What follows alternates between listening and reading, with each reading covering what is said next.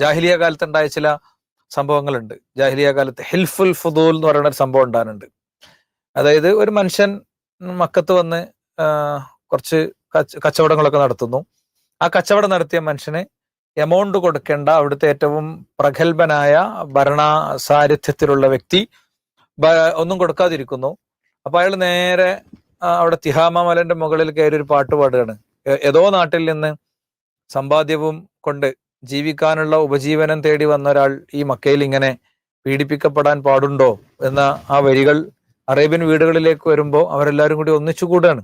അവരെല്ലാവരും ഒന്നിച്ചുകൂടി ആളെ വിളിച്ചു വരുത്തി നമ്മുടെ നാട്ടിൽ ഇങ്ങനത്തെ ഒരു സംഭവം ഉണ്ടാകാൻ പാടില്ല എന്നൊരു സംഗതിക്ക് സാക്ഷിയാകാണ്. അവിടെ റസൂലുള്ളാഹി സ്വല്ലല്ലാഹു അലൈഹി വസല്ലമയുടെ നബുവത്തിന് മുമ്പാണ് പ്രവാചകൻ അവിടെ സാക്ഷിയാണ്.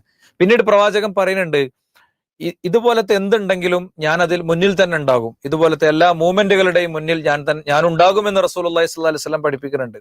മാത്രമല്ല, ഭരണപരമായ കാര്യങ്ങളിൽ പ്രവാചകൻ സ്വീകരിച്ച ഒരു സ്ട്രാറ്റജി എന്ന് പറയുന്നത് ആ നാട്ടിലെ വ്യത്യസ്തരായ വീക്ഷണക്കാർക്കും ആളുകൾക്കും ഒക്കെ ഇടം കൊടുത്തുകൊണ്ടുള്ള, അതിനാണ് ഞാൻ നേരത്തെ ജൂതന്മാരുടെ കാര്യം പറഞ്ഞത്, ഇടം കൊടുത്തുകൊണ്ടുള്ള ഒരു കാര്യമാണ്. ഇനി ജൂതന്മാർക്കെതിരിൽ പ്രവാചകൻ സല്ലല്ലാഹു അലൈഹി വസല്ലം തങ്ങൾക്ക് അവർ കരാറ് ലംഘിച്ചപ്പോൾ ആ കരാറിൽ വേണമെങ്കിൽ പ്രവാചകന് തന്നെ തീരുമാനം എടുക്കാമായിരുന്നിട്ടും പ്രവാചകൻ അവരുടെ സമൂഹത്തിൽപ്പെട്ട ആളുകളുടെ അഭിപ്രായം എടുക്കുകയും അവരുടെ തോറയുടെ അടിസ്ഥാനത്തിൽ ഞാൻ തീരുമാനം ഉണ്ടാക്കുകയാണെന്ന് പറയുന്ന രംഗങ്ങളൊക്കെ നമുക്ക് കാണാൻ കഴിയും.